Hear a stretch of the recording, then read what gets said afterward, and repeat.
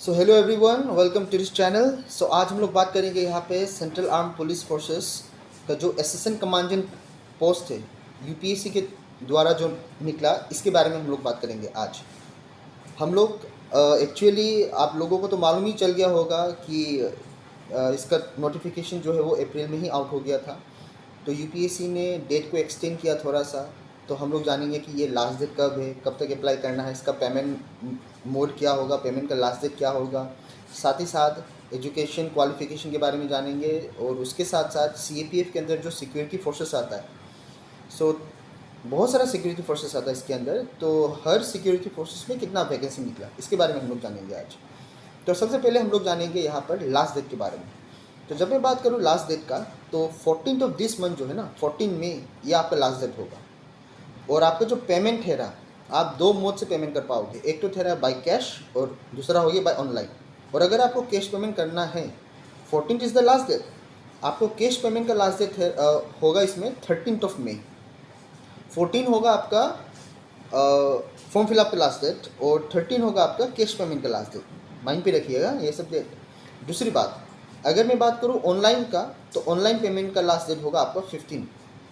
ठीक है ना। अब इसमें फिर यूपीएससी ने एक पॉइंट दिया जहाँ पर आप करेक्शन कर पाओगे। तो अगर आपको करेक्शन करना है, 14 है लास्ट डेट, आपका करेक्शन स्टार्ट होगा 15 to 21। इसके साथ साथ अगर मैं बात करूँ डेट ऑफ एग्ज़ाम का, तो आपका डेट ऑफ एग्ज़ाम होगा 4 तारीख अगस्त। ठीक है ना। 4 अगस्त को एग्ज़ाम होगा। It is already notified by UPSC. Now let's talk about education. अगर मैं बात करूँ एजुकेशन का, मेल या फीमेल दोनों ही अप्लाई कर पाएंगे इस पोस्ट के लिए। और एजुकेशन क्वालिफिकेशन यहाँ पे तेरा minimum graduation from any discipline. आप आर्ट्स से हो, कॉमर्स से हो, साइंस से हो, इससे कोई मतलब है नहीं। आप ग्रेजुएट हो तो आप अप्लाई कर पाओगे इसके लिए। Now next, who can apply? Both male and female are eligible for this post. अभी यहाँ पे रिजर्वेशन होगा, फीमेल के लिए अलग, मेल के लिए अलग। अब मेल में फिर आपका रिजर्वेशन होगा OBC ST according to the central government rules. दूसरी बात एज के बारे में, तो मिनिमम एज होगा for general candidate 20 to 25 years. और बाकी का जो आपका ओबीसी एसटी वगैरह जो है, इन सब के लिए according to the central government rules होगा। So for example, for OBC candidate 3 years relaxation होगा and for ST candidate 5 years relaxation होगा। ठीक है। नाउ फाइनली हम लोग बात करते हैं यहाँ पर सेंट्रल आर्म पुलिस फोर्सेस के अंदर।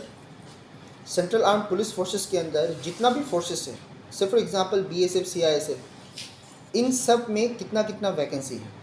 तो सबसे पहले मैं बात करूँगा यहाँ पर बीएसएफ के बारे में। तो बीएसएफ के अंदर ठहरा 186 वैकेंसी। दूसरा हो गया सीआईएसएफ। सीआईएसएफ के अंदर ठहरा 100 वैकेंसी। एसएसबी के अंदर ठहरा 42 वैकेंसी। सीआरपीएफ के अंदर ठहरा 120 वैकेंसी। आईटीबीपी के अंदर ठहरा 58 vacancy. So this are the number of vacancy for all this security forces. अब आप लोग का माइंड पे एक क्वेश्चन एराइज हो रहा होगा, what about Assam rifle? Assam rifle भी तो सेंट्रल आर्म पुलिस फोर्सेस है। जी हाँ, असम राइफल भी सेंट्रल आर्म पुलिस फोर्सेस ही है।